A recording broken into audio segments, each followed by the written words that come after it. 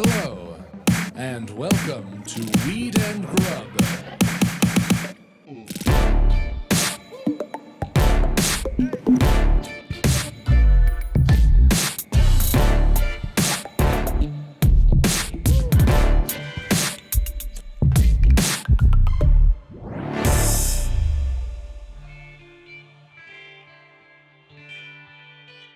What are you talking about?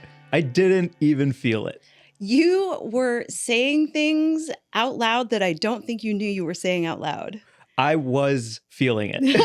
I was so high. That infused dinner sent us to outer space. Well, it sent me to outer space.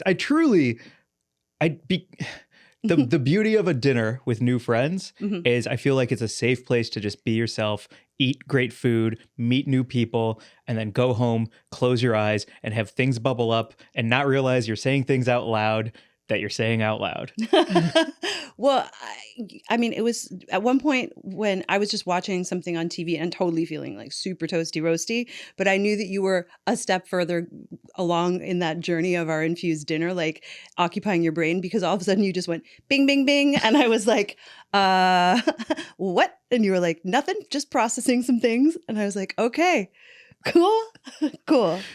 I remember that. Yeah. I remember going bing, bing, bing, because I don't want to talk about the thought, but I was absolutely in the throes of a hearty dose of infused food, having a real psychedelic experience. Yeah. And a lot of bubbles came to the surface of that fucking nucleus, you know?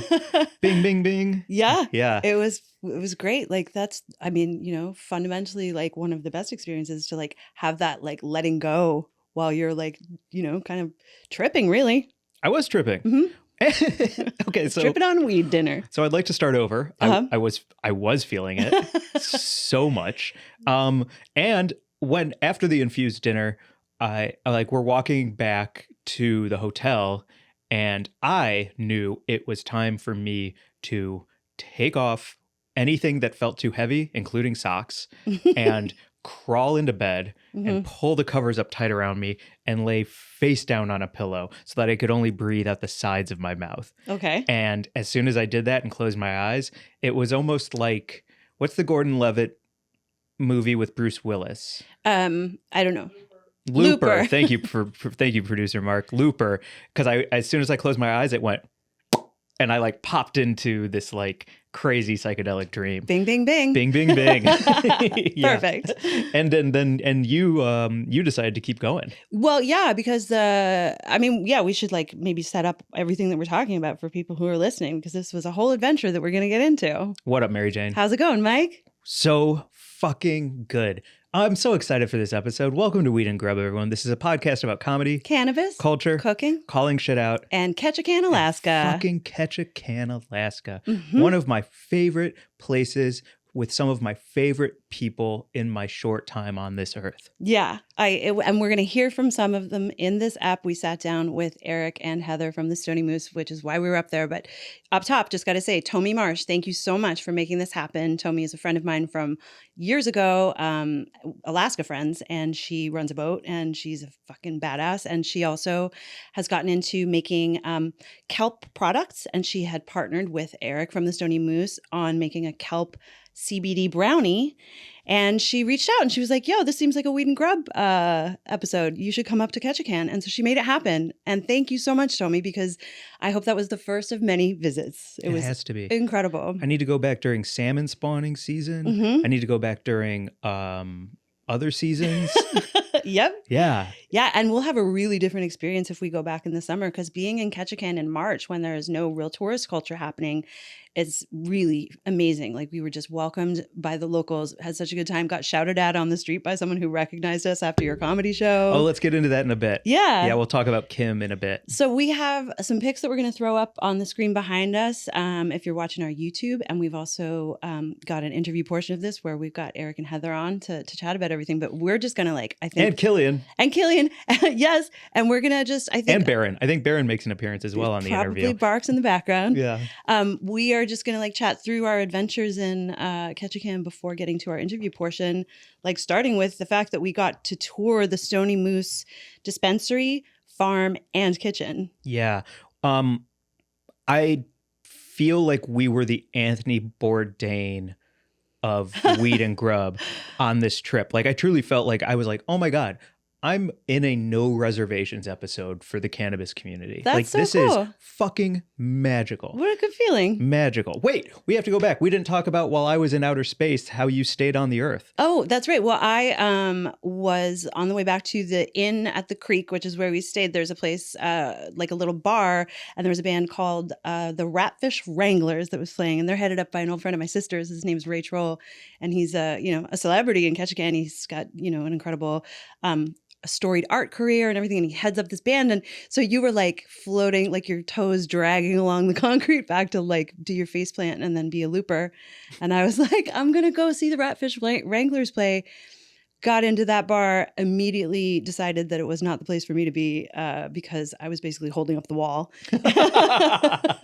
So then I came back and hung out with you while you said bing, bing, binged and, did your thing. And I also then like ate another 10 milligram oatmeal cookie and had my own whole fucking unwinding experience. I opened one eye at one moment to see what you were watching, and you were watching Twins.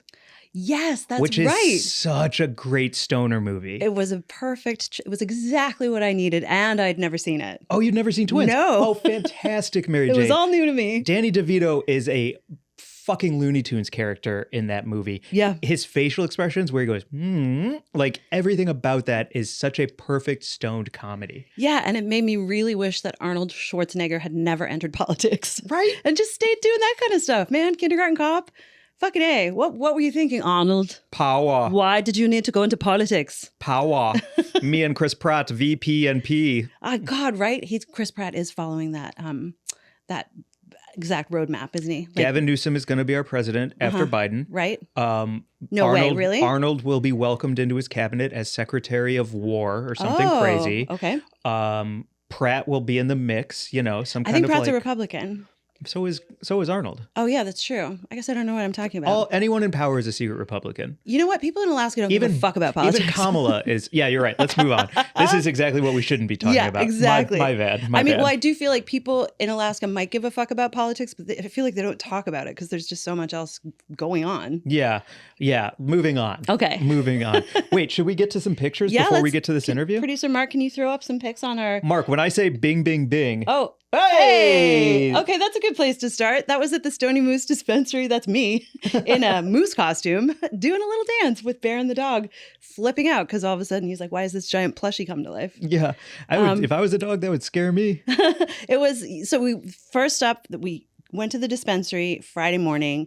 We were greeted with gift bags, including this hoodie that you're wearing. Actually, can I see those joints? I'm going to light one.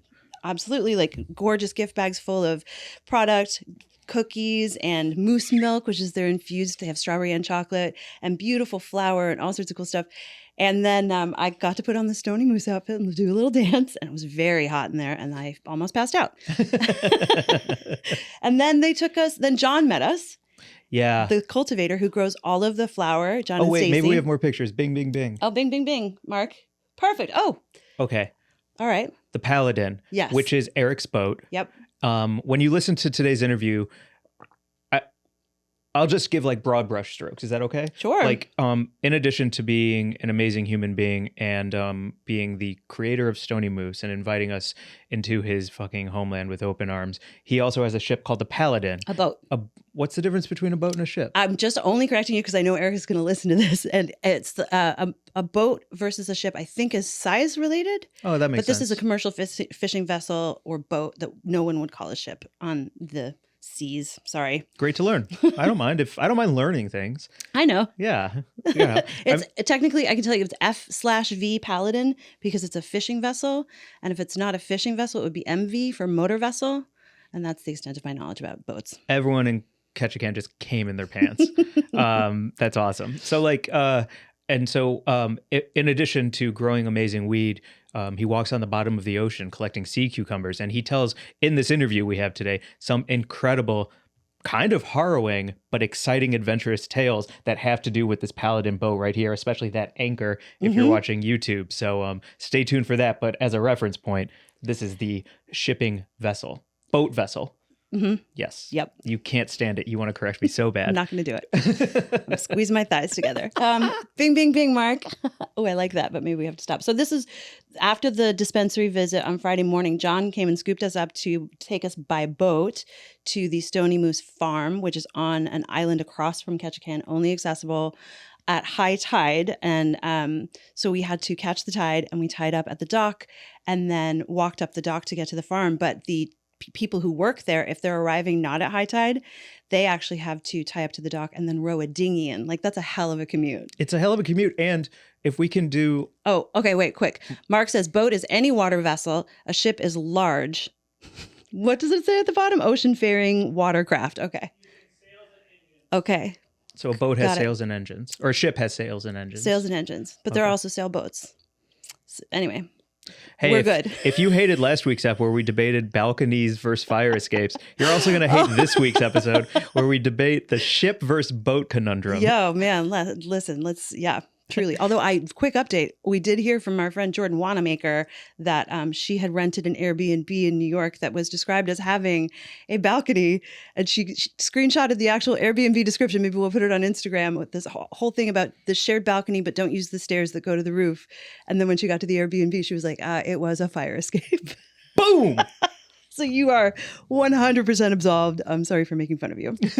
Can I see that later, please? Yes, absolutely. I don't want to go on too fast from this because in the interview we do dig deep into like how the Stoney Moose farm was created and how we get there. But this is that moment where it's 8 a.m. I'm usually, and I didn't tell anyone this at the time because I didn't want to be that person, but I'm a seasick guy. I have a very sensitive, topsy-turvy tummy when it comes to being on the waves.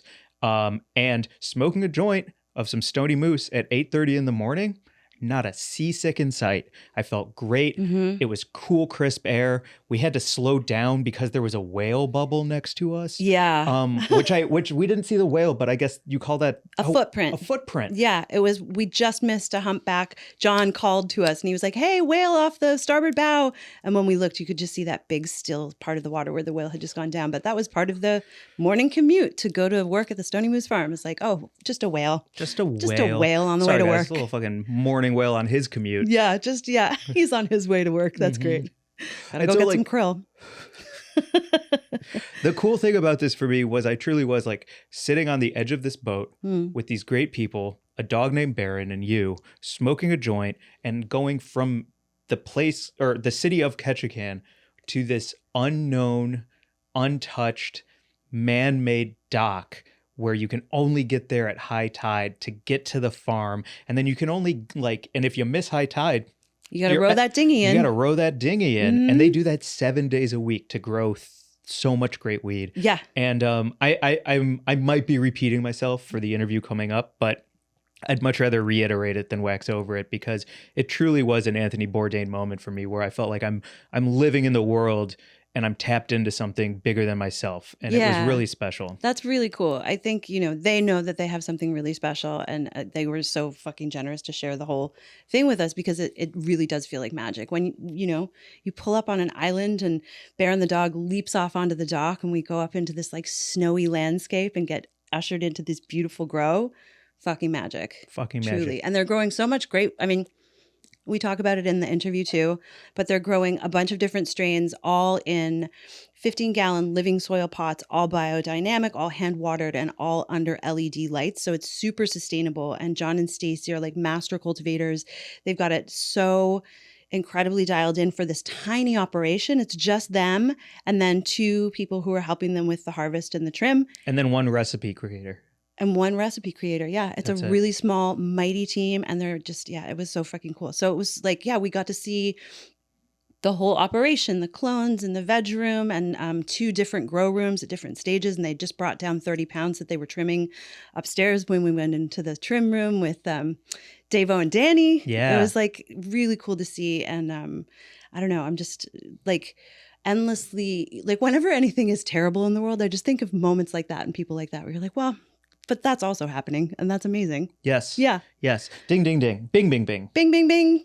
Thanks, Mark. Oh, so, that's the first room, right? Yeah, this is one of the grow rooms. So the cool thing is this place used to be, so it's a house, and it used to be something completely different. I can't remember what. And they truly just gutted and built from the ground up. I feel like it was a consulate of some kind. Like it belonged to like the Lebanese consul or something. Oh, interesting. Wasn't it? Am I making that up? I don't. Who cares if you're making it up? That's okay. Authoritatively, it belonged to the Lebanese consul. Yes, that's right. And then so and this is also some of the healthiest plants I've ever seen in my life. They're happy. They're healthy. The way that they talk about growing, like the way Stacy talks about it in this very scientific way, and the way John talks about it in this very like loving, emotional way, and the combination of that creates nothing but a green canopy that you can't see the end of. And they have a bunch of different cultivars, and they're playing a bunch of different music to them. I guess we were told that one room had responded really well to NPR, and that another room had not done so well with the classic rock station because that kept cycling around to Wham, and evidently the plants weren't having it. They hate Wham? They don't like George Michael, I guess. I don't know. That's very funny. I can see how that would be annoying, Yeah, for sure. Right. So we saw all of the grow rooms. I think maybe Mark, do we have another picture of the there's the other grow room, and you can see that they've got a different spectrum of light on there, and the fat cola is just poking up through this whole. They're using a I think it's called screen of green system. And everything hand watered in these beautiful soil pots. And it's like they're using the whole thing, beneficial insects, meow, meow, the whole stuff. So on that beneficial insect tip and seasonal tip, something that I learned was, so they got some soil that was kind of bunk. Yeah. And it ended up sending this whole room into an infestation at one point. Yeah. And instead of using a bunch of chemicals, pulling all the plants out, spraying everything down, they did a bunch of research, found a beetle that eats those bugs, used that beetle, and now they have their own insect antibody farm system at the farm. So instead of using, DDT or any of that stuff. Right. They're not spraying Roundup on anything. Yeah, no, they just found like a cycle of life that makes sense. That's so in the fucking food cool. chain. Yeah. And handled that shit. And on top of that, because we were there at this sweet spot in Ketchikan where the rain had stopped, the snow had stopped, like it was pretty snow instead of horrible snow. Yeah. And all those things, the way that they do seasons and sunrise, sunset, they've really dialed in this beautiful cycle for these lights where it'll be like 12 on, 12 off for the light. They can change it based on the season outside to like really just like dial in whatever the plants need before they stress them out to grow the buds. Okay. So it was really fucking cool. That's Did that make sense? I don't know. I got confused that you were talking about us being there at a time when it wasn't snowing like crazy and what that had to do with inside the grow room. And I just totally... So this is really good weed. It's called the Stoney Moose. We are smoking Gravina lemonade. Yes. Oh, Gravina is the island that the Stoney Moose farm is on. Yeah. So shout out Gravina. So the words that I forgot yes. in that sentence was it's hard to do outdoor in Alaska. Gotcha. Indoor. Yes. Any season in Alaska, you can dial in and find the happiness meter for each plant. Right. Yeah. Well, you can. Yeah, that's the thing about indoor growing is you just control all the factors, right? And it's not dependent on what it's doing outside at all. Exactly. Yeah. And it was just cool to hear John talk about like, in the dead of winter, we've got to get over here and do the job, but like the plants don't know that it's -10 outside. Sure. And I also really loved I also really loved listening to him talk about light spectrums because they are using all LEDs. And so it was neat to hear him talk about like how they're using like more of the red spectrum in the morning to sort of emulate the sunrise and then, change the spectrum of lighting through the day instead of just having like a high pressure sodium lamp, which is just one spectrum all the time. And certainly I'm not equipped to authoritatively speak about that, but it was very cool to hear John like really talk about like different colors and look at them, they're so beautiful washed in this rosy glow, these plants here. Yeah. So yeah, it was fucking cool. And then we got on a boat again and we left. Yeah, actually this is a great place before we get into some of the fun-filled crazy adventures we went on. We should do news very quickly before we get into the second half of this intro. That is a great spot to do our news. Yeah, the Grublik Gazette is just remembering Dr. Raphael Mechoulam, who passed away in Israel at the age of 92. Dr. Raphael Mechoulam was obviously, the most famous cannabis researcher in the world, and he is often regarded as the father of THC. He's the one who first identified tetrahydrocannabinol, in 1963. It's such a mouthful. Tetrahydrocannabinol. And he also studied the structure of CBD and just was, instrumental in identifying the endocannabinoid system. He's the reason that we have the medical marijuana movement and the cannabis industry that we have today. He's our Isaac Newton. He's our Albert Einstein. Absolutely. Yeah. Yeah. So R.I.P. Dr. Meshulam. He was...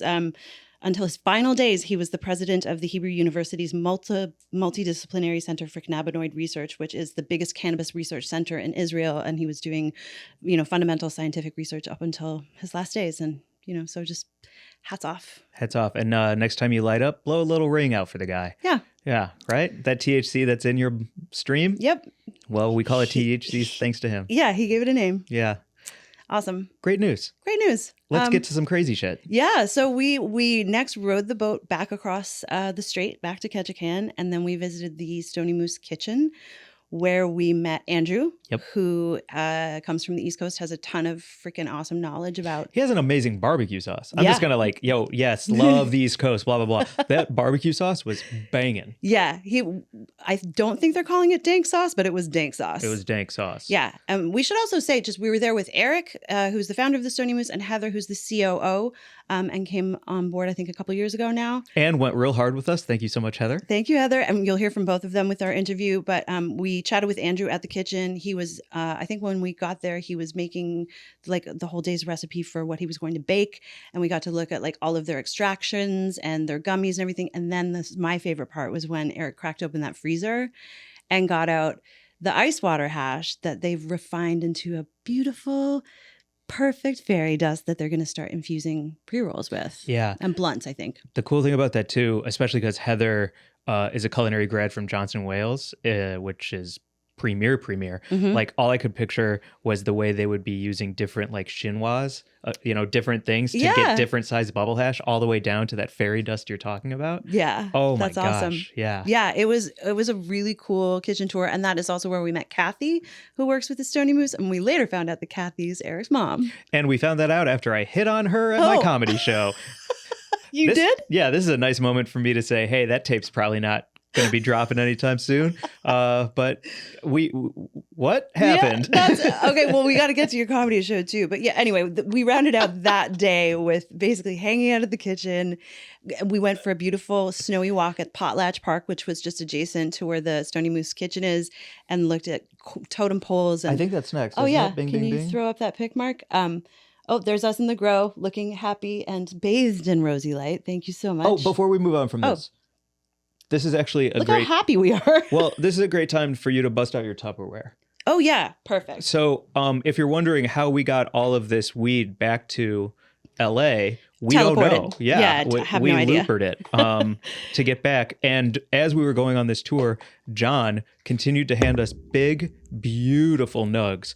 And because we didn't have a bag, we didn't expect such a generous gift. Mary Jane takes out a blue medical glove that you would just use for anything sanitary and just starts filling it with weed. And I don't want to say what the overhead bin on Alaskan Airlines smelled like from that medical glove, but I'm also not saying that it didn't not possibly smell really nice in that overhead bin from a medical glove filled with bud. I mean, I just cracked this open when we came into the studio today, and our friend Liz smelled it, and she was like, there's so much going on in there. What are there, 6 strains? And I was like, yeah. It's a whole little Tupperware full of different flower. There's mimosa, orange punch, I think. Runts muffin, Gravina lemonade. It's just a delicious little Tupperware that I feel very fortunate to have. And look at us so happy in that grow. Just living the dream, Mike. Yeah, living the fucking dream. So, bing, bing, bing. Bing. Yeah, next pick. Thank you so much. Oh, I'm holding. Oh, there's her bag. Yep. Those are the gloves that I stuffed the flour into after holding it. And next pick, please, Mark. I'll just, I'll be open and honest. I was a little bit wary of taking this trip because I am working to record my album here on the 30th at the Hollywood Improv. And I was like, man, I don't know if I can leave for almost a week and not do stand-up. And you were like, fuck that. I am getting you a stand-up show in Ketchikan, Alaska. And you talked to them. You booked the Alaskan Crab Company. We put up an Eventbrite 2 days before the event came, and like 60 people showed up for this for this free party. You did like 10 minutes of stories talking about your time as an Alaskan fishing boat deckhand and cook. I did stand-up. We met Kim, who we'll get to in a moment. I hit on Eric's mom accidentally. It was a magical, fun time. It was so much fun. Thank you to everyone who came out on short notice and like filled up the room and had a bunch of drinks. And yeah, it was just a cool hang. I don't remember I don't know how I missed you hitting on Kathy, but what did you say to her? It was my joke about... It was either a joke about whiskey dick or something, because somebody said the word anal at my one God, point. That's right. Oh, the anal was really funny because then Heather's friend's son was at the show, Mason, who I think was 10. And then Heather got a text from her friend after the show that was like, Mason wants to know more about anal. Sorry, Mason's mom. I think her name's Cameo. Sorry about that. It was... not a show for kids, I guess, but also so glad he came. It was such a fun night. And then we kind of tied one on. It was freaking great. Like, we smoked a joint outside and walked to the Potlatch Bar, famous sailor bar, and we had drinks and karaoke. Should I pull up? No, please, God, don't. Please don't. I will throw up if you play that. You don't want me to play you singing White Rabbit at 3 a.m? I don't. You played it before we started recording, and I truly almost passed out. It's not for, like... post-moment consumption. Mark just yelled, and we're back. He might slide that baby it in here. Oh my God. I mean, listen, White Rabbit is an all-time karaoke favorite of mine because it just builds and builds and builds until you're screaming. It's perfect. You had the whole crowd singing with you. And I'd like to give you some props because I didn't know what the Potlatch was after the show. We closed that place down, and then we're like, we're going to the Potlatch. And if there's anywhere that you want to sing White Rabbit at 3 a.m, tying one on it a lot in Alaska, it's at the Potlatch. It felt pretty like right on. I was like, we're in exactly the right place at exactly the right time with the perfect people. Because it's a sailor bar, right? Like, it's where people come back. It's where the fishermen go and hang out. Yeah, for sure. And fucking... It's like on the dock, basically, of the marina where the Paladin is tied up. Yeah, it's a legendary place. It was real fun. So I hope that like people like Tomi, when they listen to this, are proud of you for singing your heart out at the Potlatch. I mean, like, let's go for round 2, man. I want to go back up and sing karaoke again in the summer. Go catch some salmon. You know, the weird thing is about Alaska too? What? I wasn't hungover once. Oh my God, that's such a valid thing to talk about because same. Right? Same. I smoked, I mushroomed. Yep. I drank, I ate, I walked, and I felt fantastic. Is walking like a bad thing to do sometimes? Oh, it was more of a brag, I guess. Oh. I smoked and I walked. Whoa, crazy. Totally. I don't know if it was related to, oddly, what I was drinking the whole time. I wanted to have tequila and grapefruit juice. It was just what my body was telling me was not going to hurt me. And it didn't. It was awesome. Yeah. Yeah. I don't know what it is. I guess when you're in like a magical land, magical things happen. Magical land with a ton of oxygen in the air. And like, truly, I feel like we were just like wrapped in the bubble wrap of this great weed that Stoney Moose shared with us. So yeah, it was pretty fantastic. Zero hangovers. I'm also like perfectly high right now, but I'm not so high that I don't want to talk to you. Yeah. Oh, good. You know what I mean? That's good. You're not binging. I'm not binging. We should kind of get to our interview portion though, and we still have to like chat about the dinner and stuff. So I know. Okay, bing. Could you put up the next slide, please, Mark? Oh, there's that's at Potlatch Park in front of one of the beautiful longhouses. Bing. Yeah. Next. Oh, okay. That was like, just a dumb sunset over a mountain with snow and perfect pink glow. Boring. Next, please. That's Baron the Red, who is an amazing dog. I made friends with Baron, and I definitely love that dog. Yes. And Eric the Red. And Eric the Red. And sitting on his boat, we went out for a boat ride and you drove. I drove my first boat. Cool. I'd never driven a boat before. And I also didn't know that when you hit the accelerator, like you push the handle, don't also push the up down lever because that raises and lowers the actual motor. And so I accelerated while raising the motor out of the water. Things went bad quick. And Eric's like, all right, man, so that's like a cool mistake to learn from. And it was like, awesome, teachable moment. That's a good skipper right there. It's a good captain. Like, okay, great. So you fucked that up and let's do it right and never fuck it up again. Never fuck it up again. Yep. Man. Yeah. So that was nice. That was cool. Yeah, that was awesome. Also, shout out to his utility kilt. Oh, the utility kilt. He So looks- fucking badass. Dude, he looks badass. He's got a cool knife. Yep. Badass motherfucker. Mm-hmm. Bing bing. Don't mess with him. Okay, the dinner. This is where we started this whole episode, was talking about this feast that Heather prepared, I think, all day Saturday. Look at that, 120 grams. We Christ. recorded this interview while Heather was in the kitchen. She came out and sat down with us during the interview, and we snacked on some pesto that was infused that started the whole adventure of the day. It was so freaking delicious. And we had that evening after we recorded the whole feast, which was pulled pork infused with the dank sauce. Coleslaw. 2 Infused butters. coleslaw, 2 infused compound butters, right. Yeah, one was honey and one was either basil or lavender or something else. There was an infused jam served with a baked brie and Green goddess dressing, green goddess dressing which for the is for all these veggies. And it was really funny because there was this whole group of friends assembled to enjoy the feast, and Heather and Eric were just standing next to the table, just constantly answering people who were pointing at things and saying, "Is there weed in this?" And they were like, "Yep." "Is there weed in that?" "Yep." "Is there weed in this?" "No, but it's in the sauce, so yes." Oh, this is also a really great moment because I do want to talk about how wonderful a celebration this was and how generous they were and how great a time we had, but also how responsible Eric and Heather were when it came to the beginning of this dinner party, which I would like to see in more places like LA when we get to do things like this, or anywhere. Like, take a fucking note from what Eric and Heather did at the top of this party. Yeah. So we all assembled, and as the table was sort of unveiled for us all to dive into, Eric was like, "I'm just going to take a minute to talk about THC in edible form." And he gave us a super short, very comprehensive look at what THC actually does when it enters your system in edible form. And it was really super knowledgeable and cool, and basically an explanation that it does interact differently with your body. And so an edible high is going to be different than inhaling. And it was fucking awesome. And I think a lot of the folks there were genuinely surprised to learn that.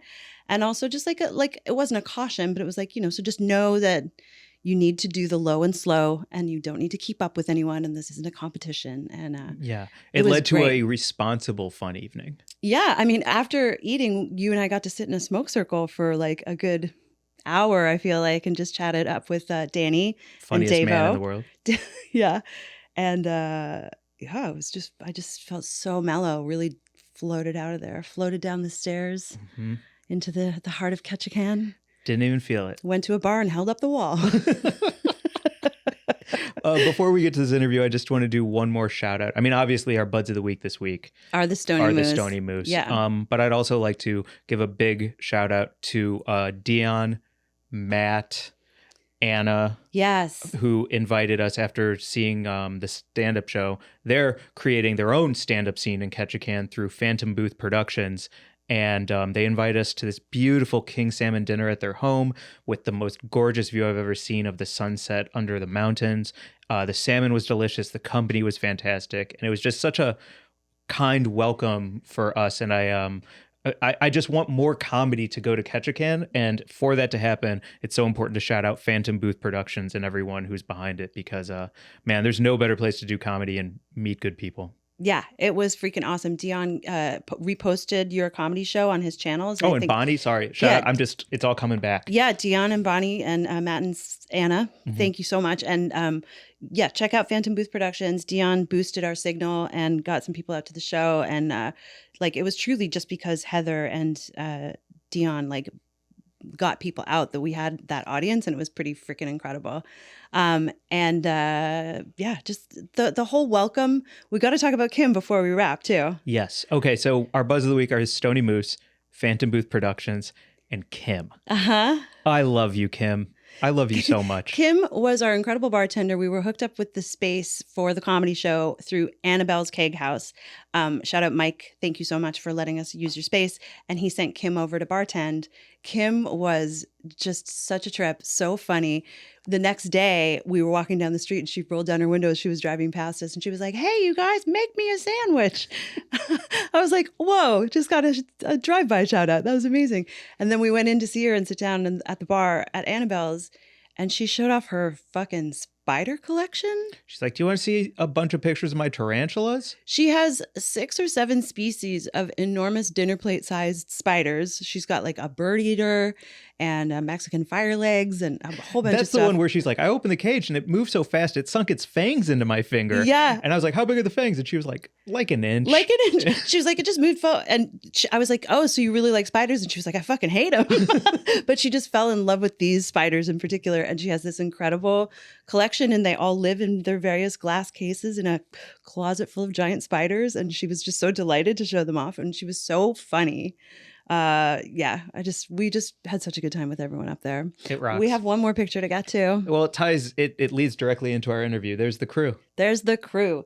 Heather, Eric, and Killian, who pops in at the end of our interview. Killian is Eric's son, and he was hanging out while we were recording. So you'll hear from him. And he shouts out his Instagram handle, but also he was on the front page of the Ketchikan News because he's such an incredible skater and snowboarder. And it's this sick picture. We'll put it on our Instagram at Weed and Grub of him snowboarding, I think over whatever those like highway barriers that kind of like sit on the wall. Yeah. And he's just like fucking snowboarding off of that thing. What a badass dude. Catching massive air. It was fucking, rad. It's a whole family affair.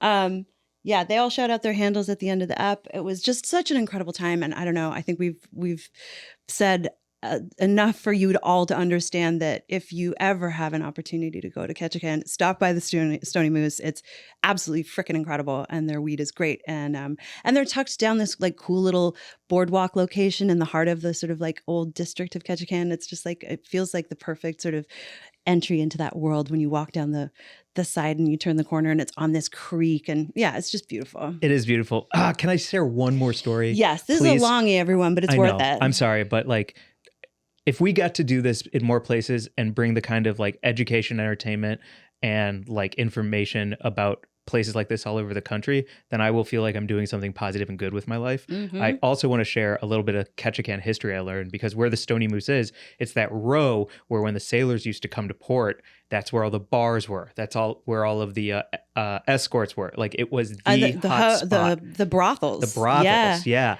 And I also learned because of the inn we stayed at, the Creek Inn, they had a Ketchikan book, and I read about a man named Bill Mitchell in the 1950s or 60s, who was the lieutenant of the volunteer Ketchikan Fire Department. Now, during that time, all of these fires kept popping up, and they were all done by this woman. Oh. And he was always the first person on the scene. So the volunteer fire department started to get suspicious, and they're like, "Why is Bill Mitchell always the first person on the scene whenever this church goes in blaze or this hospital? Like it's so weird." But also, he's our lieutenant, so maybe he just loves his job. Turns out, it was him in drag, being an arsonist and lighting these places on fire, taking the drag off, and then trying to save the day so that he could climb the ranks of the volunteer fire department. Now, he flees because they know it's him. He puts on the drag, hops on a plane, flies to Seattle because it's a short hop, skip, and a jump away. The FBI is looking for a man in drag for a separate case at the time in Seattle. They nab Bill Mitchell. He's like, "I don't know what you're talking about." They're like, "We've got the wrong guy." The FBI lets him go. The Ketchikan police put out an APB saying this man has probably fled. The FBI sees the APB in Seattle, goes, "Holy shit, we just grabbed that guy." Rearrests Bill Mitchell, sends him back to Ketchikan, where he's prosecuted and sentenced to jail. So Ketchikan has a cross-dressing arsonist in its history that I just like love that story so much. Well, you should write the screenplay because that sounds like a fucking good story to follow. Man, yeah, it was great. That's some wild adventure times. Anyway, thank you for letting me squeeze that in before the interview. Absolutely. We have a great chat with Eric, and Heather pops in from the kitchen for a little bit as well. And again, follow them at the Stoney Moose AK. And also check out Tomi, our friend who set all of this up. Tomi's doing really cool stuff, and we'll drop some links to her, all of her ventures in the show notes. But she's got an incredible cookbook called Fishes and Dishes that she wrote with her sister Keo, who's a good friend of ours in the pod. And if you want to check out some great recipes from commercial fisherwomen in Alaska, get yourself a copy. It was all over the place when we were in Ketchikan. It was like in every window. I was like, oh, yeah. So fucking cool. So without further ado, here's our interview with Eric and Heather from the Stoney Moose. Thank you so much for saying that about the, good vibes, because this has been such a good weekend, and I feel like I have absorbed so much goodness from your entire operation that I do feel like I'm kind of radiating positivity, and that is largely due to the time that we've had with you. So I don't know, let's just get started with, well, first off, we're at your dining room table in your house in Ketchikan, Alaska. Mm-hmm. Surrounded by crystals. Mm-hmm, We've got multiple glass pieces. We've got infused pesto on the table. The spread is right. And is that all like just you collecting and traveling and going everywhere all over for your whole life? Not for my whole life, actually. Just recently, in the past 5 to 7 years, have I been really interested in accumulating a collection of crystals and of unique objects, to art from around the world. Like, I've got some really cool masks hanging around here. I'd love to show you this beautiful replica piece of an prehistoric Olmec mask that I picked up in Mexico. It's gorgeous. It's all inlaid with turquoise and obsidian. Really, really neat stuff. But yeah, I like cool things, unique things. And plus, having all these crystals around really does make this space like cleaner feeling, sparkly. Thank you so much for your comments about introing this up too. Like, you guys have been so much fun to hang out with and to show you around Ketchikan. Like, I love to show off this beautiful place that we live, and you two have been so open and accepting of it. It's been really nice. I'm so excited to get into all of it and like kind of step through everything that we've seen in our time. But I would love to just start off with like some of your origin story, because last night I was like, you were telling me about what you studied in school, and then how like you moved to the West Coast and got into commercial diving. Like, you just have such an amazing life and backstory. So can you just sort of give us a little bit of like it all started when I'll do a sound effect real quick. Okay. The Wayback Machine. The Wayback Machine. It all started back in Chicago in the year 1979. It was a hot summer, one May 26th, when Kathleen Killian spread her legs at Children's Memorial Hospital, and out popped a little lad with a shock of red hair on his head, saying, "What's going on here then? It was nice and warm." No, I was born in Chicago, and it was... I lived there for the first 8 years of my life. We moved down to Kankakee. After that, I lived with my dad through high school. And surrounded by cornfields. Not necessarily a small town, but not a lot going on either. Went to college as far away from home as I could, and still stay in the state, Southern Illinois University. So I stayed down there for, the good old 7-year degree. Yeah. I had a hot 5. Yeah. 100%. It's just so much fun. And why would you want to get it done in 4, Yep. So after a while, I did not get into the graduate program that I wanted to. I studied psychology and classical civilizations. So I'm a great storyteller, but, practically useless as far as being a good employee for someone. Not a lot of marketable skills there. You're a thinker. Yeah, exactly. I like to be creative, and I like to imagine things and make them into realities. So anyway, I came out to Alaska one summer just to spend a summer commercial fishing. Some friends of mine had come up here the summer prior, and they came back with great stories, and one of them was even still up here. My friend Jake was here, and I was like, man, I want to go to Alaska and have an adventure. And so I hopped in the car with a good friend of mine that had been on several other adventures. I spent a couple summers in Yosemite in between semesters at school, working for the concessionaire. That was beautiful, living in the mountains and hiking around all the time. It gave me a real appreciation for that kind of raw, natural beauty. It's like kind of where I feel at home, right? But yeah, we came out to Ketchikan, Alaska. drove across the country. It was fantastic. Landed here, and instead of getting a job on a fishing boat, like a salmon fishing boat, I got a job as a cook in the First City Saloon, which, you know, was like I like to compare it to like the drain of Ketchikan. Like at the end of the night, everybody filters through the First City Saloon. You know, it's that kind of wild, anything goes atmosphere. And so I was cooking back there. And, you know, I got to see all the cool shows for free, and I realized this is not what I came up here for. So dropped that, flew over to Prince of Wales Island, and got a job as an urchin tender. All right. So I'm standing on the back of a fishing boat in rough seas, completely green, surrounded by a sea of corn most of my life, right? And now I'm in the middle of the ocean, and there's two guys in the water. They're diving around their various depths. I don't know what's going on down there, to be honest. But they're bringing up to the boat these giant, huge bags of spiky sea urchins that weigh a couple 100 pounds apiece. And it's your job as a deckhand to get those bags onto the boat and stack them up nice and neatly, and not to be impaled by like the thousands of spikes along the way. Wow. Yeah. And so that started my commercial fishing career. I worked as a deckhand that year. I stayed in Alaska throughout the summertime and through the wintertime, and worked with the sea cucumber fishery. And then I went back to Illinois thinking, you know, back to school, you know, you can never go back. Once you've been at the bottom of the sea. Yeah. Well, you know, once you leave your hometown, you know, time passes, things change. It might be the same, but you're a different person. And so when I went back to Carbondale, when I went back to Southern Illinois, I was like, man, this doesn't feel right. It doesn't fit. And then, you know, one of the most familiar things that I ever had going on there was playing rugby.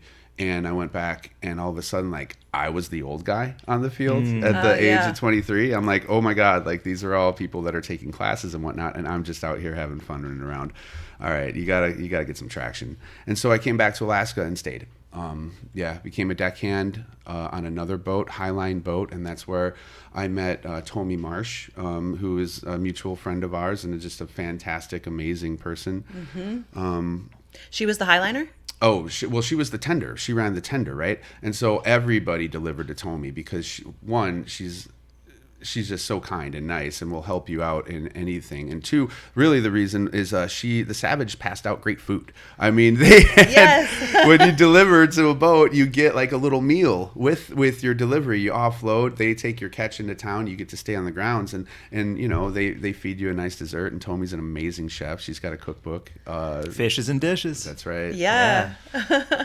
That's so hadn't really even thought about that being sort of like a top priority to choose who to deliver to, is like the tender with like the nicest people and the best food, and like they'll do a favor too, right? Like, was she bringing your mail, or like you could have a shower on the boat sometimes? You know, she did so much good stuff, and I'll tell you a couple things. Number one, fishermen do think with their bellies, and so so that was definitely a thing. Like, we love Tomi because she did make the best food. Number two, she ran an all-female crew, and so fishermen think with all kinds of things, and it was great going to the Savage and like seeing everybody just like badass ladies like taking charge of a fishing boat. You know, you did it, and just like, wow, this is so impressive. You know, I love being in Alaska right now. What does it take to be an excellent deckhand? A willingness to learn, and a willingness to adapt, and like to the ability to think on your feet. Like, you get into all kinds of crazy situations where you might have two divers in the water down at the ends of their air hoses connected to the boat, and you're in a crazy windstorm, and all of a sudden the anchor starts dragging, right? So the boat's dragging away attached to your two guys that are down at the bottom, and like, what do you do in that case? Do you drive the boat? Do you let out more slack on the anchor? Do you start to pick them up? I mean, you have to manage a lot of different things going on at once, and be able to perform triage on the back of the deck. What's the most important thing here? You know, first things first, tell the divers boat's dragging. Second thing, let out some anchor slack so we get a little bit of time and hopefully it catches again. Third thing, start reeling them in. And yeah, so you really have to kind of be able to think on your feet like that as a deckhand. Can you share a crazy story of like being like, last night I was asking you about if you'd ever seen a shark, and you were like, I've fallen through sharks, basically, like going down a dive. So Yeah, I would love to hear a story or two about. Sure, I could tell you a story or two. I could tell you the time that the first time I saw sea lions underwater. Whoa. And so they were swimming around in circles, and I see them out of the corner of my eye. I'm diving gooey ducks in this beautiful sandy bed, pulling out giant, old, beautiful clams. And I was just, oh man, this is great. And then it's like kind of a horror movie. Like you see something on the periphery of your vision. It's like, what was that? What was that? Look, nothing. Go back to work. And all of a sudden you look up and there's a sea lion about, 20 feet away from you, kind of floating on its back legs. And then all of a sudden you see another shadow, boom, go behind that sea lion and just disappear. And I'm like, why did not come out the other side? And all of a sudden it burst. It's straight at me from right behind the other sea lion. So it was like I couldn't see it coming. And it came over the other sea lion's shoulder and charged me like from me to you closer and then veered off. And that was like, I screamed. I was like, get me out of here. Oh my God. And so then they're pulling me in, and the sea lions, I'm looking around. I've got my nozzle. We've got like a 3-foot wand that shoots out high pressure water on the bottom, and that's how we dig these clams out. A little bit of background there. Yeah. So anyway, I had the guys pull me up, and that was that. Yo. I mean, Yeah. are these like Steller sea lions? The huge, like they look are. like grizzly bears, right? Like they're absolutely enormous. If you go to the historical museum and see the skulls of a sea lion compared to a bear, the sea lion skull is bigger than a bear and definitely more vicious. But, that's a fun story. But let me tell you this other story, because we were in the vein of talking about, what happens when the anchor drags, what happens. So I was on the bottom. This was about 2 years ago. We were fishing up by Juneau, and it was like... I'm sorry, I just have to interrupt for one second and just ask, are you literally walking on the bottom of the ocean? Yeah, I'm wearing about 80 pounds of lead around my waist. I got another 10, 15 on my harness. So got these big, thick boots on, and so I'm walking on the bottom of the ocean. Fucking wow, okay. and you have a lamp so you can see, or is it light enough so you... Most of the time it's light enough, but Okay. you will strap a flashlight to your head sometimes, a waterproof flashlight, turn it on. But that kind of whites out your vision a little bit, so you don't want to do that too much. Anyway, so wind switches, I park the boat. And by this time, I was not a deckhand anymore. I became a diver, worked on somebody else's boat, and then I bought my own commercial fishing boat, and this is like... I've been running that for like 8 years now. So I'm kind of I know what I'm doing at this point. And so I park the boat with the wind conditions and the tide conditions, and we're hanging perfectly, fishing this really deep, steep bank, like crawling up and down like a 45-degree angle. But then the wind switches and the current changes too. And so the boat turns around and the anchor doesn't hold. Pop. And so we're dragging. And I could feel this because I felt it before. And I'm like, oh my God, it's like you're a little dog on a leash and you're just getting yanked along, by someone pulling you. And so I'm like running down the hill. Oh my God, anchor's dragging, and I see the anchor actually attached. It's like skipping along the bottom, right? And the chain's going straight up to the boat and it's going downhill. And I know that if I could get to it soon, I could maybe dig it in and maybe catch it on something and then like get up to the boat and whatnot. And so I jump on the anchor, like I'm on it. I'm trying to push it into the ground and it's getting dragged along. And it finally, we're coming up on this rock pile and I see it coming. And so you're riding this thing forward. You're going pretty quick. And I see the rock pile and I'm like angling the anchor towards the rock. Come on. Chink. It catches on the rock. Oh, thank God. And then all of a sudden the chain, you see it goes tight. And then bing, the anchor pops off. Oh shit. Grab it and like just hang on for dear life. And at that point I started climbing up the anchor chain, trying to get to the surface. Cause I got another diver in the water. I'm telling our deckhand, Daniel, who's a fantastic deckhand, knows what's up for sure. Get Johnny up. Get Johnny, get him to the boat. Like, I'm fine. I'm riding the anchor chain. And also drive the boat. Don't let us get swept into rocks or anything like that. Because the boat's flowing down, going with the wind, going with the waves. And luckily, the current was pushing us off the rocks when it switched there, or we could have been in some trouble for sure. So there's a story. Wow. That it just brought to mind. Like, I just want to see that action sequence in a movie about the dive fishery and watch that happen. Like, that's so crazy. It must have been the biggest adrenaline rush. Did you think you were gonna be severely injured? Was it like it must have been terrifying. I've been in worse situations, but here's the deal: you can't let that happen. Because if you get terrified, your heart rate will go up and you'll start breathing heavily, and you could overbreathe your hose and like suck down too much air, and then you really will be a little bit low on air. And so in these situations, it's so important to keep your heart rate calm and keep focused and keep your eye on what's going on here. And even though it's very strenuous, I mean, climbing up this anchor, you know, and it's like, oh my God, there's so much. You just got to stay really calm. And yeah, that's a good skill that I picked up because of diving. Because I mean, you know, you're 80 feet down and you don't have any air. Like, what do you do? Me panic. Yeah, exactly. Yeah, I like freak the fuck out. There's no way I wouldn't. I mean, I went. Just to let you know, I have a great ocean story too. I screamed like a little bitch, man. I was like, there was like manta rays or some kind of rays, and we were feeding them, and they just kept like, the water was real rocky and choppy, and we're feeding these things, and they kept cutting my legs out from under me. So I kept going top over tail in the waves, and so I can't even imagine doing what you're doing, because I couldn't handle a couple animals that can't even eat me, you know, knocking my knees out from under me, you know, like it a real bitch move on my part. Like, you're doing some incredible stuff. Hey man, scary. I appreciate that a lot. Well, that like chill factor, I think, really feeds into like why we were introduced, and ultimately, like, well, the first reason we came up here, but now we have like 10 million reasons to come back. The Stoney Moose, your cannabis company, which well, you have so many different pieces of the operation. So I guess where should we start with that? Like, you opened the dispensary first, right? The retail store? Yeah, so the Stoney Moose was the first retail store in Ketchikan, Alaska. We opened like, what is it, April 9th, April 10th of 11th? 10th, thank you, of 2017, 10 days before 420. And at this time, I mean, this was just a totally new thing for everybody. Like, stores were just starting to open all over the state, and everything that they could get their hands on, all the flour that they could get, is usually gone. Like, some stores sell out in a day, and they have to close down for a week. So we were terrified that was going to happen to us.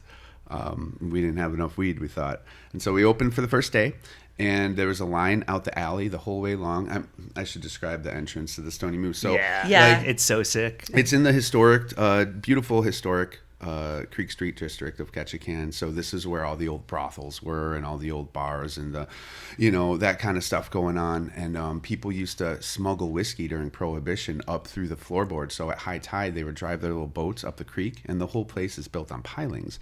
And so there'd be trap doors in the floors of these places, and you could pass up the whiskey or do whatever, you know. Wow. So that's where the store is. And so it's in between two old buildings, and we're kind of at the end of a little boardwalk. So when I say the alley, you got to cut off the main street and go down there, but it's not dark and scary. No, not at all. And then, like, it backs onto the beautiful creek with the mountains behind it. Like, the backdrops here are just truly insane. I feel like I'm, in some incredible storybook the whole time I'm here. I feel like I'm in Groundhog Day. Oh, in nice. like a beautiful way. In a good way. Oh, well, I think Groundhog Day is a beautiful movie, but I truly, like, just scenically, it's all so gorgeous. And then, wait, have you smoked your whole life? Have you always, like, been into weed? Yeah, I was smoking since I was in high school. I used to smoke before I went to bed at night. Yeah. Probably when I got up in the morning, after school. Yeah, so a long time. During dinner, after dinner. Yeah. I've been a lifetime smoker, I guess. And so when Alaska when were stores approved in Alaska? I'm not sure when that was. That you were the first license in Ketchikan because that would just happened. Yeah, so we got on it and applied for these licenses. We opened the retail store. We awesome. got there before anybody, and it was a lot of fun. It was a lot of fun along the way. And can you say a little bit about the shopping experience when you come in? Because I didn't know that, the rules here, or the laws here in Alaska, allow you to smell the bud, see the bud, weigh out the bud at whatever sort of amount you want to purchase. All that kind of stuff. It's so cool because we don't have that in California. Yeah, absolutely. That's called deli style. And so I love the interaction with cannabis that people could have. I personally love to smell it. I love to grind it up in my fingers and sniff it, and then roll a joint with it, just having that visceral experience, and then dry hitting that joint. That's my favorite thing. Like, if I don't smoke it, I'm fine at that point, because I've, like, gotten the smell and the flavor and the reminder of what this beautiful thing is. I will smoke it. I'm not gonna not. Someone can come into the Stoney Moose and you can open a jar for them and they can like hold a bud and actually smell what it smells like before they choose to buy it, right? Yeah, absolutely. Awesome. So different bud for different folks, right? I mean, every flower is different. Every flower is unique. Every person is unique. So we all have our own individual biology that we're dealing with, and so we're going to react to different plants in different ways. And so the greatest thing about having a deli style is you could let people smell 3 or 4 or 5, 10 different flowers to find the one that they're dialed in with, right? It's the one that they're going to need in the moment. Your Mimosa Gravina? Mimosa Orange Punch. Orange Punch. Or Gravina Lemonade. Those are 2 strains that we have that are fantastic. Oof. Yeah. Right up my alley. And we got a Stoney Moose pre-roll pack, thank you so much, that had both of those strains and also a Runts strain in like a whole pack. So it's like a sampling. It was so great. It's just fantastic. So you started as a dispensary and then decided I want to expand operations into every aspect that I possibly can. So what happened was we spent a ton of money on travel and edibles the first 2 summers that we were open. And it was like, what that meant was me flying up to Anchorage, 800,000 miles away. Yeah. We call it the milk run because the plane stops at every little city along the way. Yeah. It takes like 8 hours to get up there with all the ups and downs and everything like that. So it was a real pain in the butt, but you go up there and you'd spend a ton of money. You'd stuff only what you could fit into 2 carry-on backpacks, like just filling it up there, and then get back on the plane and come on back down with that. And I think that's one summer we spent $60,000 to $70,000 on just transportation, on me going back and forth and getting deliveries. And so I was like, we need to do we need to do our own edibles. I mean, we are right here. We get 1 million people on the boats that come here, the cruise ships, every summer. We should be selling our own brand, we should be like representing ourselves.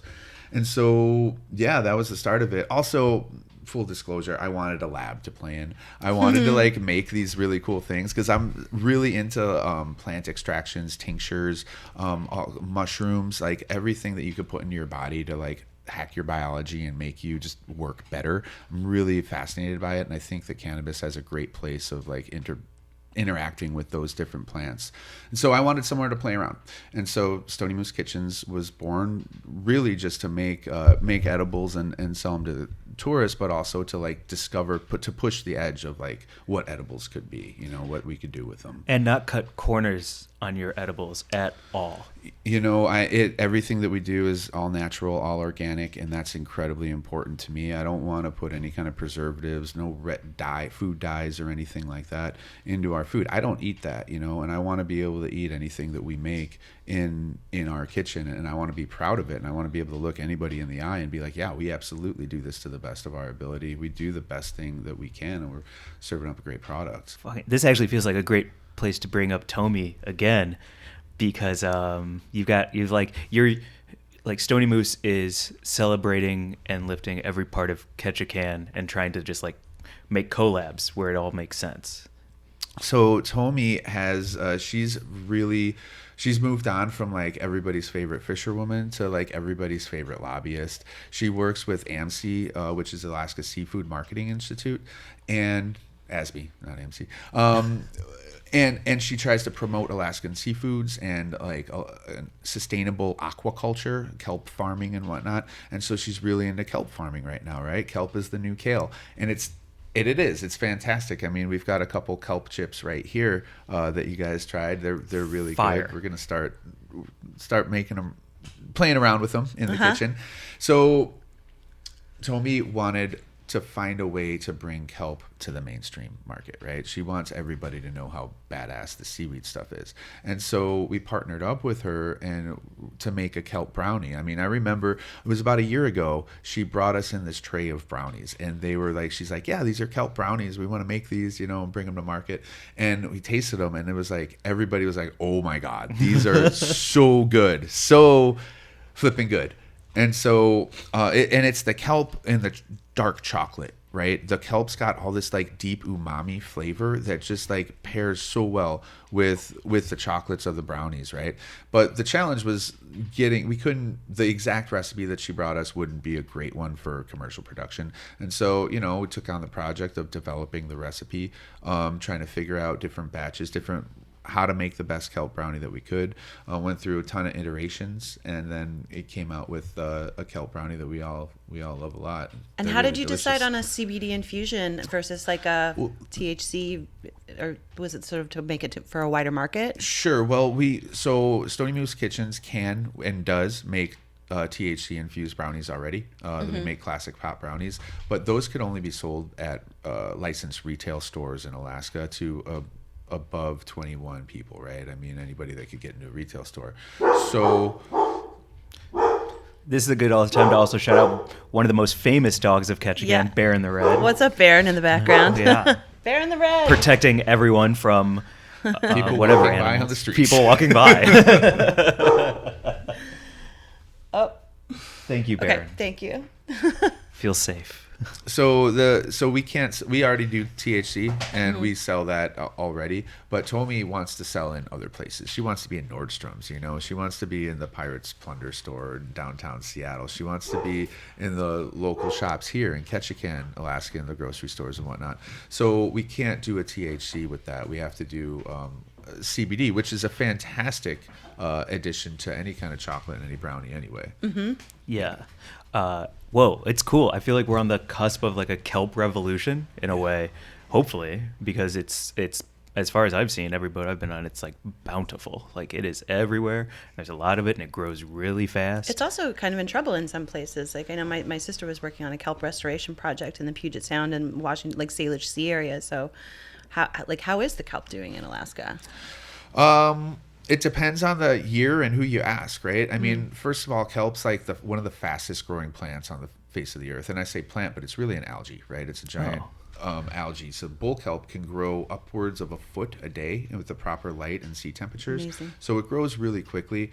You could use it for any number of things. I've harvested all kinds of kelp in my day. Some of my best friends took me out harvesting when I first was here, and like we harvested black seaweed, which is like nori. We harvested green stuff, which is sea lettuce, bull kelp for pickles and whatnot. So there's a lot of different kelps out there. A lot of people are making all kinds of great products with them with a wild harvest. Our friends over at Forage and Found are doing some fantastic salsas and pasta sauces and just beautiful pickles. Really, really great products can be made with this stuff. How is it doing? That depends on what's going on in the ecosystem, right? So some things eat kelp. Urchins eat kelp, okay?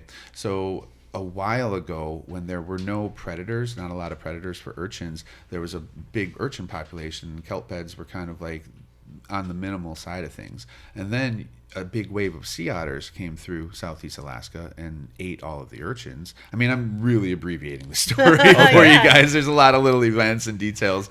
But basically, a wave of otters came through, ate all the urchins, and now the kelp is growing back again very strongly. So, it's got its own conditions, but where the conditions are right for it to grow, it will always grow. Whoa. And speaking of growing, the third piece of the Stoney Moose is your farm. Stoney Moose Farms. Whoa. I mean, the just even getting there was magical because you have to arrive by boat at high tide because you can only access it at a certain time of day. It felt like unlocking the mysteries and secrets behind like this very cool operation. I felt like I got like a whistle in Mario and got to teleport. It was fucking awesome. That's awesome.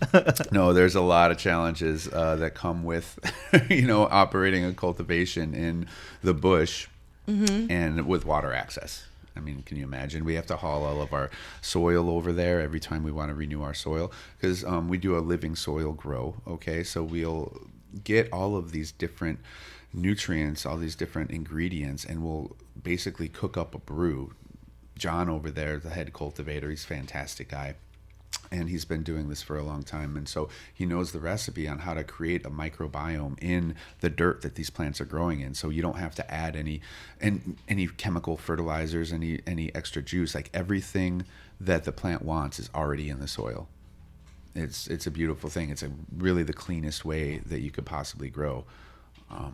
And it's in these soil, in pots. Everything is being hand watered, all under LED lights. And it feels very sort of like low impact, high output. I don't know what other way to put it. Like when we saw it, you guys had just brought down a harvest of the healthiest fucking plants I've ever seen in my life. And you just harvested 30 pounds with 2 cultivators, right? Yeah. Well, then John and Stacy, they may only be 2 humans, but they work like 7. They're amazing people. I mean, they've lived in Fairbanks for a long time, and it's like rough up there. They live in a dry cabin, so no water. They had to haul their water in, plumbing and whatnot. So they're the hardy folk, and they do a fantastic job. I think that those plants that we saw yesterday, they are the healthiest plants that I've seen, and I think the feeling when you walk into that room is like serenity. You walk in and you're surrounded by these beautiful creatures, these beautiful plants with this great energy, and everything's happy. How did you link with them? How did that all come together? Yeah. Oh, yeah. So they were a mutual acquaintance of my old partner, and he knew them from back in the day. So John actually used to tour in a band called the Gangly Moose, and they were famous in Alaska. I mean, up and down the coast, and they've been down to California and whatnot. It's amazing still the connections that people reference when we talk about them and talk about John and Stacy. People know them from all over the place because they rocked the state of Alaska for a long time, right? Awesome. He's an amazing musician, and the band was great. And so he was a mutual acquaintance of my ex-partner down here, and he brought him down to do what he was doing up in Fairbanks, because when he wasn't jamming, he was growing great outdoor weed in Fairbanks, Alaska, where you have 24 hours of sunshine throughout the summer, right? And so you could really get some amazing plants up there. Oh, it's starting to make sense, because the more I got to know John and Stacy, the more, like John said, like, yeah, she's great at science, she's great at numbers, she's great at pH levels, and he has this emotional, humanistic approach of approaching the plant, where it's like he's tapped into what they need and like how to provide them everything they do and don't need to be the happiest. And she's like, yeah, and also we should keep track of the numbers. And like between the two of them balancing each other. So I can totally see why he'd be a great musician, because everything is in flow, everything is in flux, everything is like moment to moment. How can we make the happiest product possible?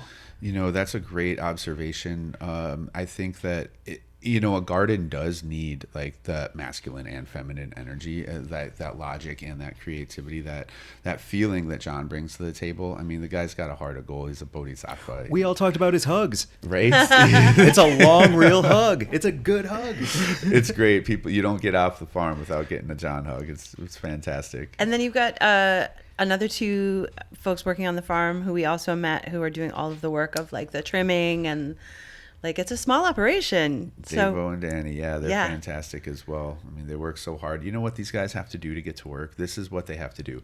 They have to jump in a skiff in the morning, leave the dock here, regardless of the weather or whatever, drive across the channel in this open skiff, whatever the weather. Again, chop 3 foot, no big deal. Snow, rain, blizzard, hurricane, they're driving. I mean, maybe not the hurricane, but draw the line somewhere.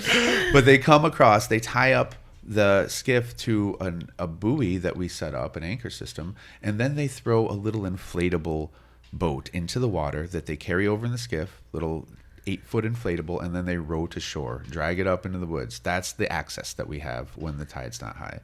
Those guys are rock stars. So for all of you listening to this on your morning commute on the subway in New York City, just think about, like, you think your commute's a drag? Yo, for real. That's unreal. That's unreal. Yeah. We also have somebody, I don't know where. Oh yeah, we gotta get somebody behind me that maybe could join us for a another moment. piece of Stoney Moose. Absolutely. Heather Jones. Do you want to say some words into the mic? Yeah, Heather, come join us. Yeah, can you set us up, give Heather an intro? Yeah, so Heather's the chief operating officer of the company. She's like in charge of operations for the Stoney Moose, which is the retail store, Stoney Moose Kitchens, and Stoney Moose Farms, like kind of coordinating everything that goes on out there. And she's actually one of the masterminds behind the kelp brownie that we did with Tomi. I mean, she's coming to the table with like years and years of professional experience as a chef and as a coordinator of all sorts of business operations, like in charge of every what hotel chain was it? Accor Hotels that owns like Fairmont, Raffles, Get in here, get on the mic with us. Join us. Okay. So Please. fantastic background with operations and business, and just brings to mind brings to the table just like a keen sense of how things should operate, how things should be structured, how to execute, plan, and coordinate stuff. So Fucking sneaky beast. It's been a fun time. I'm just gonna check the video real quick. Yeah. Also, incredible fashion. Great fashion. Like, yo, what the fuck? Thank you for hanging with us. I know you're also in the throes of prepping for a massive banquet tonight. So, yeah, could you share a little bit about what you've done, who you are, how you came here, and like what's going on? Oh my. Sure. I grew up in Flint, Michigan, in the heart of Flint. Did 18 years there, and then went to culinary school on the East Coast. Did my time in college, and then went overseas to study some more. Went to culinary school in Singapore and Thailand, and then I started to work for Global Hyatt while I was over there. So then I worked at the Grand Hyatt Singapore, and then transferred to start opening hotels as part of their culinary task team. So then I was in Abu Dhabi, and then opened the Grand Hyatt there as well. Whoa. Yeah. Also, you were telling a crazy story about how they cook in Thailand and Singapore, like in your culinary schools, using their knee to control for the heat. woks, yeah. That's so There's crazy. no knobs like a European stovetop. It's all like one gas line, and it's set to your knee. So like I'm tall for an Asian, so like I had to like squat and then use the knees, but everyone else was just like standing proper. And yeah, because both your hands are on the wok and the utensil, so you can only have your leg to move the heat. That's so wild. Yeah. It's Dang. a good time. And then how did you two link? Like, what was your introduction story? Mutual friend, good friend of mine. I was coming up to visit. We met in Seattle cooking together, and then she's from here originally, and moved back home when she had her son, and ended up actually living with Eric for the first year while she was acclimating back into town. And then I started coming up to visit, and she mentioned that her friend had opened, a pot shop. So a couple visits while I came up and down and knew about it. It was a great shop, and when I made the decision to leave Seattle, move up here, it was just kind of natural. She said, what do you want to do for work? And I have like you mentioned, about over 20 years of food and beverage experience. So just wanted to try something new. And cannabis was the one industry that really interested me. So. And thank God, because because I came into this as a commercial fisherman from my boat, the Paladin, and like with no business background whatsoever, no kind of experience at any of this, and the learning curve is steep, and it was a lot of fun, but the level of like professionalism and organization and that Heather has brought to the company has been fantastic. So, thank goodness. Well, thank you. It's been fun, yeah. It's fun facing new challenges and overcoming them, and being able to work with people that have the same mindset, like critical thinkers, resilient, and just problem solvers. I mean, this seems like a good place to talk about the future of like your business and, where you see cannabis going in Alaska, like as we all sort of wait to see what happens at a federal level. We were talking about interstate commerce and how that might not necessarily be a good thing for Alaska cannabis companies. So yeah, just what do you see your next year, 3 year, 5 years looking like? Well, what we're up to right now is we're really focused on ourselves. Which sounds kind of funny, but we want to keep on bringing the best stuff that we can to the table while overcoming the challenges of transportation in the state of Alaska. So Stoney Moose Farms is growing fantastic living soil cannabis, some of the best stuff that I've ever smoked, and we are taking that into the kitchen, and we're taking advantage of our vertical structure, right? We're growing the cannabis, we're taking it into our manufacturing facility, and we're making it into edibles. We're gummies, chocolates, brownies, cookies, moose milk, which is infused chocolate milk. We've got cold brew lattes that are infused, delicious, right? And so our next step is going to be to take it into infused smoking products. Well, I showed you the bubble hash extraction process, so we're gonna freeze dry bubble hash and start putting our own extracted hash into our own flower, blunts, and pre-rolls, and just kind of take it to launch a new product line in that department. And launch us into outer space. Yeah. Gets you high. Let's it really go. does. Yo, that milk is so exciting because, like, who doesn't love Cinnamon Toast Crunch? Who doesn't love a double stuffed Oreo with a dunk? Like, it is fire. Oh, I never thought you could use it for your cereal. You could just have a bowl of cereal with the moose milk. With some moose milk? Ooh. And you're doing savories now, because I think we're having a flavor barbecue sauce that's infused tonight from your kitchen, right? Yeah, absolutely. So it was always the intention, like the cookies and the gummies were kind of just like the foot in the door, right? I mean, that's what people want, that's what people are used to, but what we really want to do is get into like the next level, or like infuse other products. It doesn't have to be a sweets. So right here on the table we've got some infused pesto, the pot pesto that we make at the kitchen. It's got me nice and toasty. It's so good. I mean, fresh grown basil by my friend here in town, Ketchikan Evergreens, Jeff and Jessica. They opened up a hydroponic farm here in Ketchikan, and they're doing vertical grow.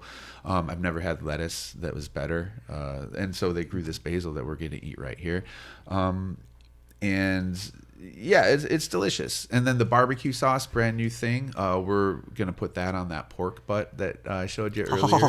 Yeah.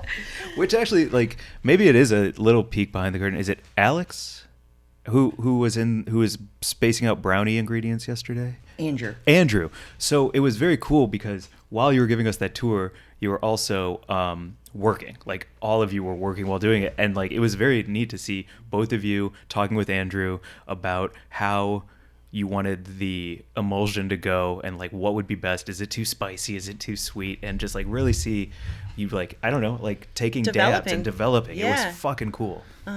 Yeah, Andrew's awesome. We're really happy to have him on the team. He came from the East Coast, and he's got a background in food as well, and worked in cannabis out there. So, and he's just really great at like kind of putting stuff together. I mean, all we did was tell him, hey, I want to launch a barbecue sauce. Here's the ingredients. Make something. And he comes up with 2 great sauces that we combined them, taste tested a little bit, and that's the greatest part of the job, right? I mean, is taste testing all the things that we're doing.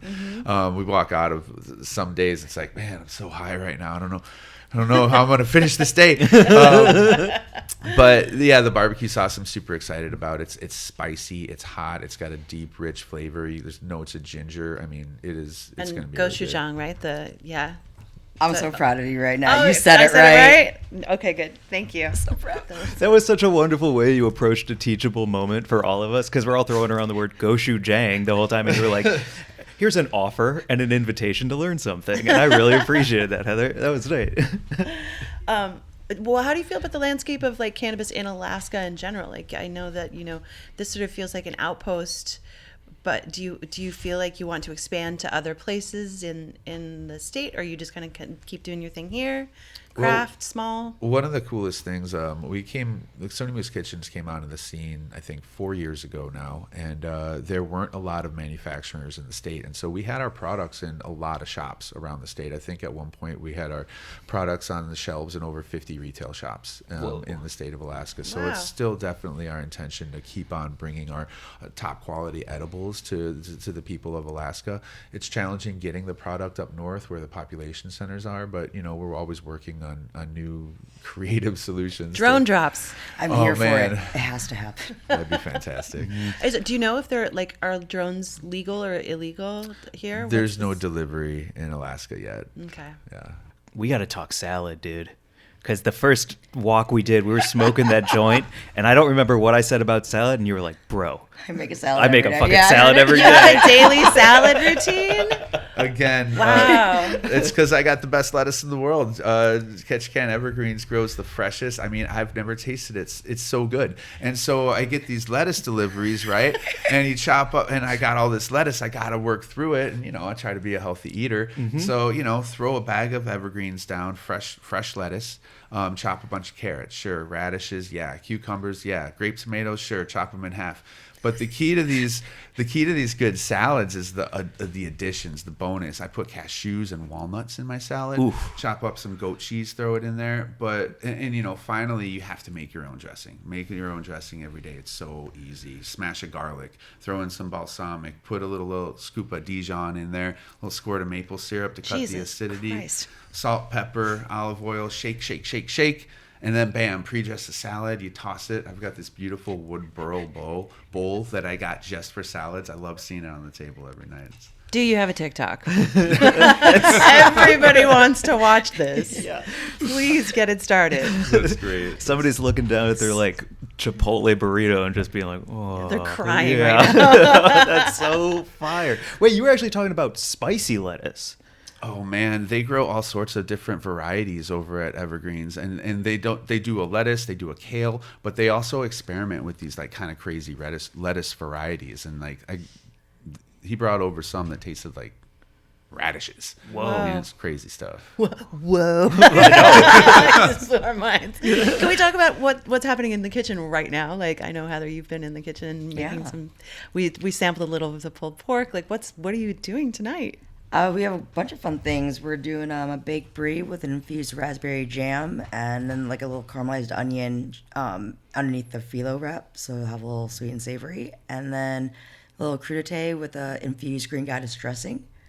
A couple infused butters with crusty bread, side of salmon with an infused butter, and then the pulled pork, like you mentioned, roasted vegetables, and some rice. Oh my God. And the pulled pork is going to have the barbecue sauce that we were tasting yesterday. Yeah, and then the infused. vegetables will have the pesto as well.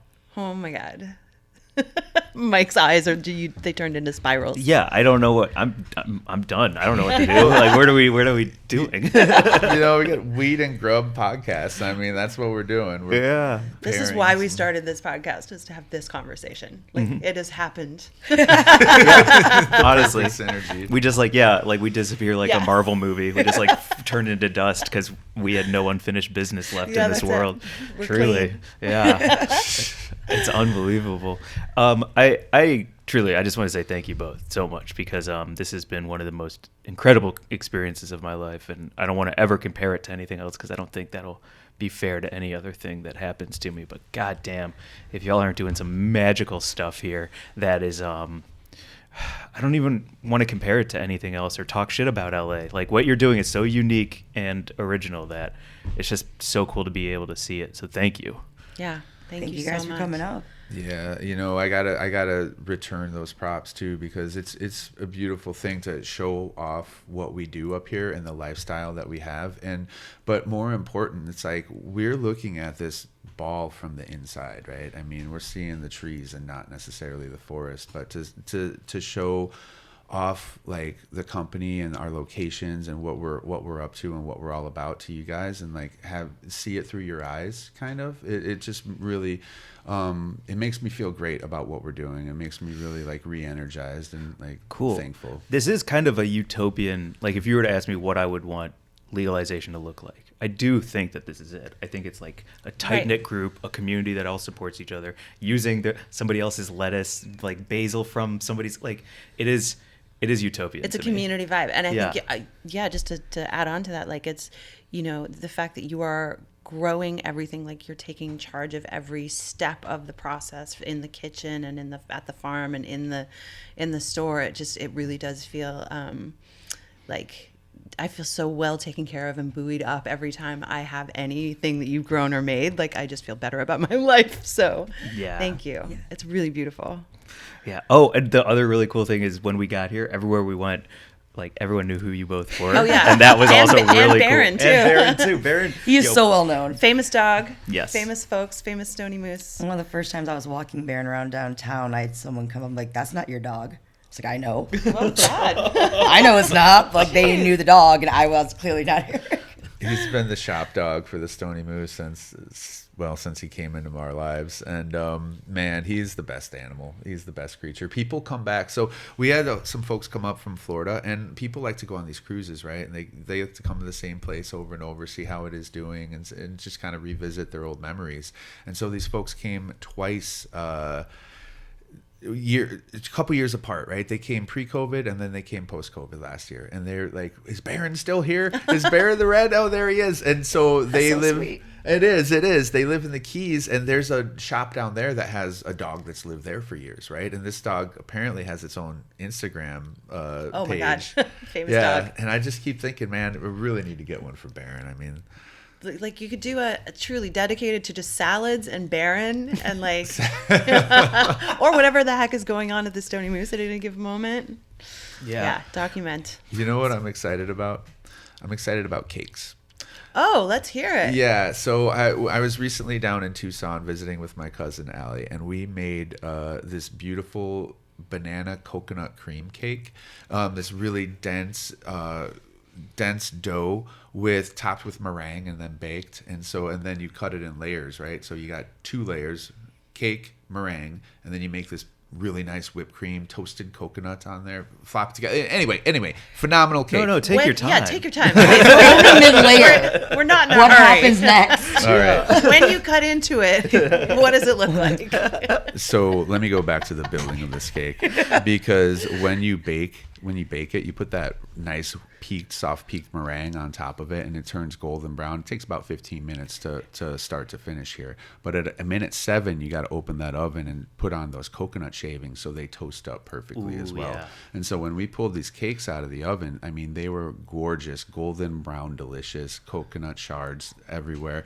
And so you let them cool, and at that point you start your whipped cream, right? So you get your heavy cream, a little bit of sugar, and I think we did some vanilla in there, yeah, and a little bit of rum, actually. Oh. So sliced bananas on the whipped cream, or you make your whipped cream, pillow it in there, a couple layers of bananas, put the layer on top, so you got 2 layers of cake. So it goes cake, meringue, bananas, cream, toasted coconut, bananas, cake, meringue, more cream.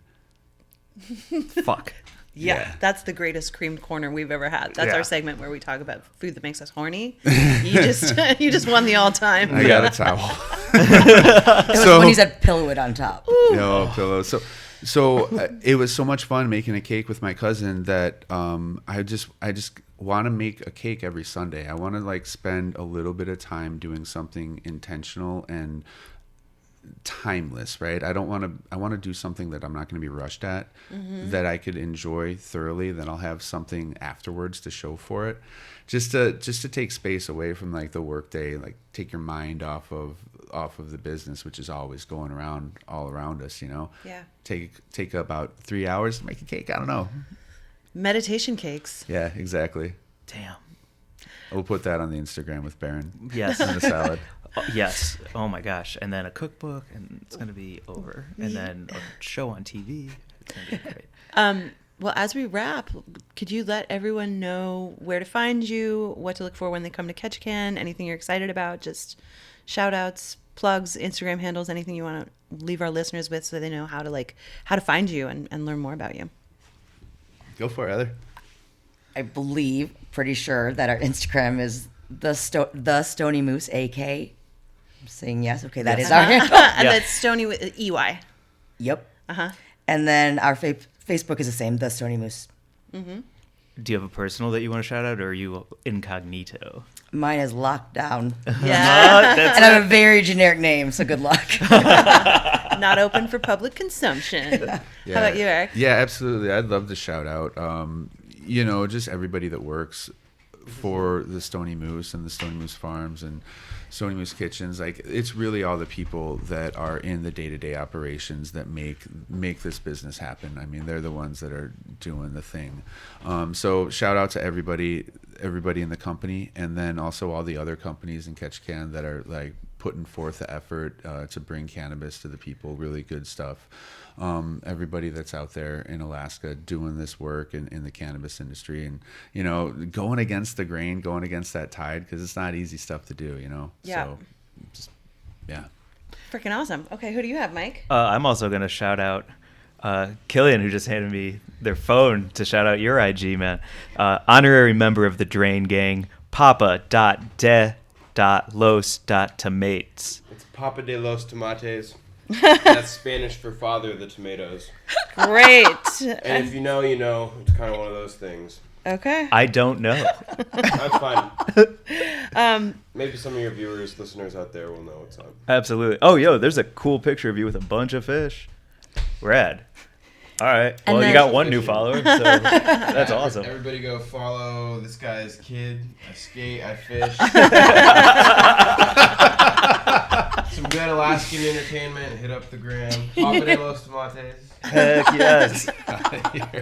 That's so sick. Perfect. And then I just want to make sure that we mention Tomi again and all the Oh, amazing yeah. work that Tomi's doing, and her kelp CBD brownie. And we were supposed to hang out with her, but she got called away because she's a famous Marine pilot. So in addition to all of the other stuff she does, Tomi, you rock. Thank you for making this happen. Ultimately, like making the intro and bringing us all together. Yeah. Absolutely. Tomi's like, again, one of the most fantastic people I've ever met. When I came up here for the first time as a deckhand on this boat, like, I cannot say how lucky I am to have met Tomi Marsh and like had her as an example of how to lead a badass life as a fisher person, just like not slow down and do shit all day long to a really high standard. But the coolest thing is, like, she didn't do it for like her own self, you know. Her interest has always been to like help the people around her and to help other folks do well in their own life, and that's the real example, and that's why she's such a great person. Yeah, leading by example. And also we got to shout out Kyo too, her sister Kyo, who's a dear friend. And you know, they together put out Fishes and Dishes, which is a cookbook that features recipes from commercial fisherwomen in Alaska. One of the first times we met, you made those jade dumplings. Jade dumplings, it's an amazing cipino recipe in there. It's just like great, fresh, beautiful, simple recipes. So check that book out too. Maybe buy a copy, have it in your kitchen. It will make you look cool. It is cool. It's everywhere. Like we went. It is. It's everywhere in Ketchikan. It's like we went to that great coffee shop where we all met for the first time. Yeah, 55 North. 55 North. Yeah, and there it was, like on top of these homemade delicious treats. So fucking man. Anyway, I live here now, so we're buying property. We're moving in. If anyone's looking for a place in LA, take it. Thank you both. Yeah. This has been awesome. Thanks for having us. Yeah, Let's go have dinner, right? Yes. Absolutely. Yeah. Thanks everyone for listening. This is a pretty special episode.